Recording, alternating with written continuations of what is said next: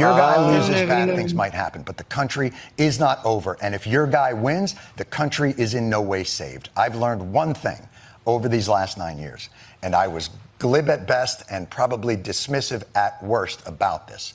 The work of making this world resemble one that you would prefer to live in is a lunch pail job, day in and day out, where thousands of committed, anonymous, smart, and dedicated people bang on closed doors and pick up those that are fallen and grind away on issues till they get a positive result. And even then have to stay on to make sure that result holds.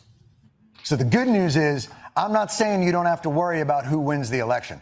I'm saying you have to worry about every day before it and every day after, forever.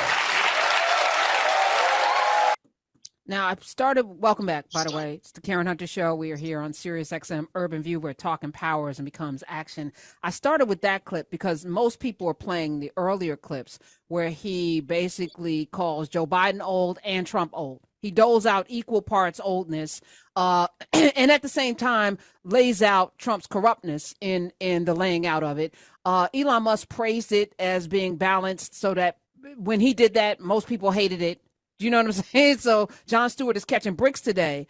But I think we need to have these kind of conversations like we've had today around Candace Owens. We started off talking about that, around music. We should be in conversation around all of these issues. And he landed on it's up to all of us to roll up our sleeves and make the world that we want to live in.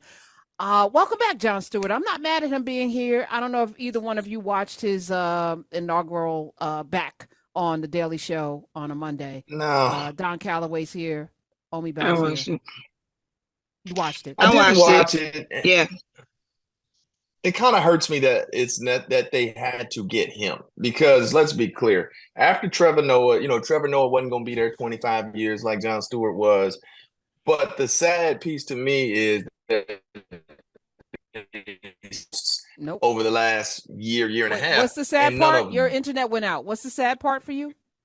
They cycled through a universe of diverse hosts and none of them caught on. None of them were able to do the numbers ultimately, meaning, frankly, white folks simply who watched the Daily Show wasn't trying to watch Roy Wood Jr., they wasn't trying to watch Leslie Jones, and they wasn't trying to watch all the brilliant and smart Black people who cycled through that chair. So they ultimately had to bring it back to Jon Stewart. And Jon Stewart is a talent and a genius, but it just makes me sad that the universe of diverse hosts never really caught on. And I find that unfortunate. Well, he's only doing Monday, so he's not coming back to do the rest of it. I agree with you.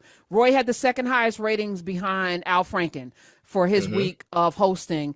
And then he refused to come back to sit in the chair again when he's been there through Jon Stewart, through Trevor Noah, and he's been a steady constant. And the ratings bore out that people would tune in to him. And let's be honest, Trevor Noah didn't have great ratings after Jon Stewart left. They weren't, and then he, but he's a singular talent. I think Trevor Noah is brilliant. And I like Jon Stewart coming in once a week on a Monday to set the table. You saw it last night, Omi? Yeah, I saw it today. I was watching the clip, the one that you're talking about the balance of Trump and Biden being old. I agree with you, Karen. I thought it was great in terms of just like the overall him being back. I also thought, did we need it?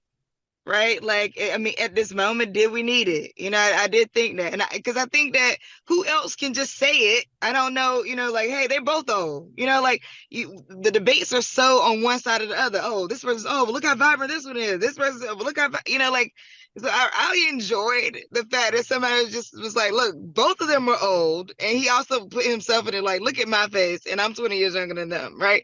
And I appreciated that. It also brought a little bit of light and comedy to it. I think things are very heavy right now. And they have to be. We're in a very important year. A lot is on the plate, but to bring it to, no matter who gets in office, the onus is on us. And it has always been before, after, during, especially from a small business perspective. Like, small business issues are administration agnostic. So some of these investments are the issues around investment, the issues around banking, the issues around some of the stuff is administration agnostic. And so Not that doesn't mean you don't care who get in office, but it's also just a reality that we still got work to do no matter what. Facts. Yeah, somebody made a great point in the chat, to your point, Karen, that they made Roy apply for that job that he was steadily at several years and was clearly qualified for. At the end of the day, you know, there are very few black faces that translate to that consistent stream of white viewers. You know, white folks ain't watching Club Shay Shay. When I don't know about that. I don't know about that. Look, when the cat thing first went down, I put on my